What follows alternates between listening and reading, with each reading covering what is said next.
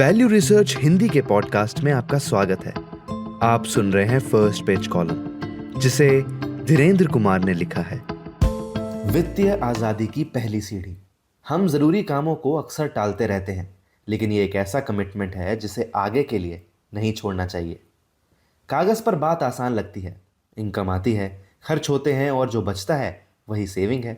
लेकिन असल ज़िंदगी में इनकम आती है, फिर किराया, EMI, school fees, petrol, Swiggy, Zomato, Myntra की सेल, जन्मदिन के गिफ्ट, अचानक एक खर्च और महीने के अंत में बैलेंस देखकर मन में आता है अगले महीने से निवेश शुरू करेंगे पक्का। हैरानी की बात है कि अगला महीना भी काफ़ी मिलता जुलता होता है। तो चलिए एक ईमानदार बात से शुरू करें। ज़्यादातर लोगों के लिए समस्या ये नहीं होती कि कौन सा फंड चुना जाए। असली समस्या ये होती है कि जब लगता है कि बस पैसे जैसे तैसे पूरे पड़ रहे हैं, तब हकीकत में कितनी बचत हो सकती है। वैल्यू रिसर्च में जब भी हम इस सवाल को देखते हैं तो हम 30% बचत ज़रूरी है जैसे किसी नंबर से शुरुआत नहीं करते। हम एक अलग सोच से शुरू करते हैं। बचत वो नहीं है जो खर्च के बाद बच जाए, बचत वो है जो पहले तय की जाए और खर्च उसके हिसाब से ढलता है। अगर इस क्रम को पलट दिया जाए तो गणित ही नहीं, व्यवहार भी पूरी तरह बदल जाता है। कई मिडिल क्लास परिवारों के लिए एक सामान्य नियम ये हो सकता है कि टेक होम इनकम का 20 से 30% बचत और निवेश में जाए। लेकिन ये भी सच है कि आज बहुत से लोगों के लिए 30% एक मजाक जैसा लगता है। इसलिए आदर्श नंबर पर बहस करने के बजाय दो आसान सवालों पर काम करते हैं। पहला, आज ऐसा कितना बचाया जा सकता है जिससे ज़िंदगी टूटे नहीं। दूसरा, और उस नंबर को हर साल कैसे बढ़ाया जाए। पहले सवाल का जवाब पाने के लिए यह जानना ज़रूरी है कि पैसा असल में कहाँ जा रहा है, न कि जहाँ लग रहा है कि जा रहा है। 1 या 2 महीने तक अपने खर्च ईमानदारी से लिखिए। इंस्टाग्राम के लिए नहीं, अपने लिए। किसी ऐप की ज़रूरत नहीं, एक साधारण नोटबुक या स्प्रेडशीट भी काफ़ी है। आम तौर पर 50,000 रुपये की सैलरी 4 हिस्सों में जाती है। फिक्स्ड ज़रूरी खर्चे यानी किराया, EMI, school fees, utility, ration 40%।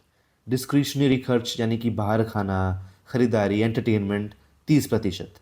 Random या एक बार वाले खर्च 20% और ट्रांसपोर्ट 10%।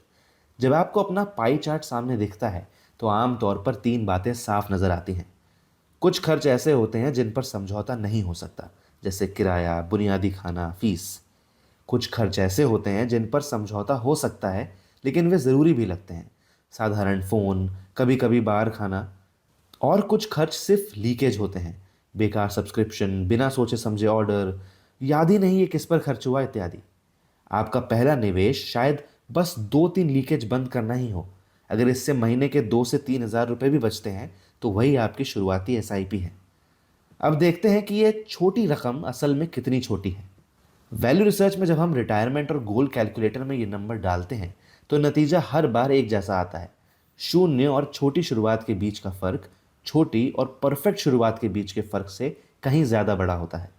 लेकिन अगर इनकम सच में सिर्फ गुजारने लायक हो तो ऐसे लोग भी हैं जिनके लिए कुछ महीनों में 2,000 रुपये भी लग्जरी होती है।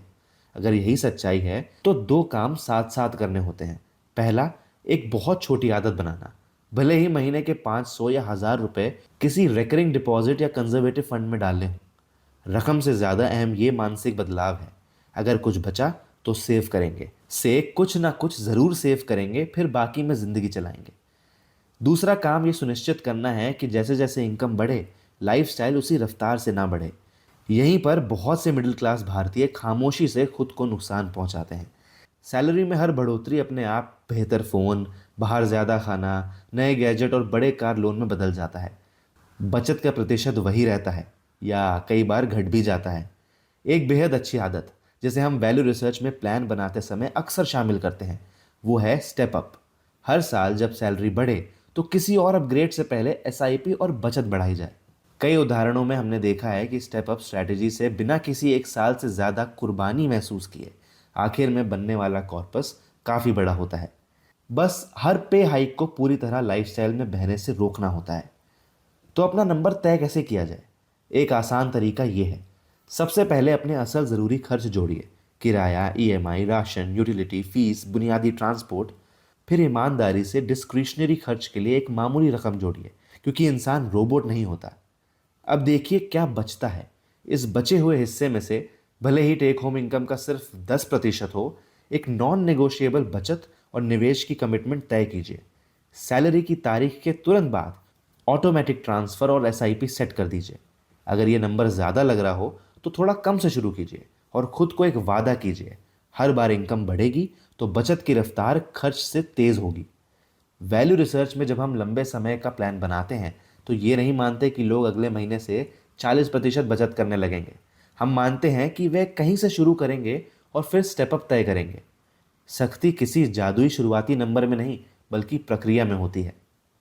आखिरी बात, बहुत से लोग निवेश इसलिए टालते रहते हैं क्योंकि उन्हें अपनी शुरुआती रकम बहुत छोटी लगती है और थोड़ा संकोच होता है। लेकिन धीरे धीरे बढ़ते उस छोटे ढेर की मानसिक ताकत को कम मत आंकिए जिसे खुद शुरू किया गया हो और लगातार निभाया गया हो। ये सोच बदल देता है, मैं बचत नहीं कर पाता से मैं वही व्यक्ति हूँ जो हमेशा कुछ ना कुछ बचाता है। ये पहचान एक डिनर बाहर खाने से कहीं ज़्यादा कीमती है। तो जब इनकम बस जैसे तैसे काफ़ी लगती हो तब कितना बचाया और निवेश किया जाए? ईमानदार जवाब ये है, जितना बिना खुद से झूठ बोले बचाया जा सके वहीं से शुरुआत करें। उस रकम की हिफाजत वैसे ही करें जैसे किराए की करते हैं और ये पक्का करें कि हर बार इनकम बढ़ने पर वह रकम भी बढ़े। सही नंबर वो नहीं जो कोई फॉर्मूला बताए, वो नंबर है जिस पर अगले 20 साल तक टिका रहा जा सके।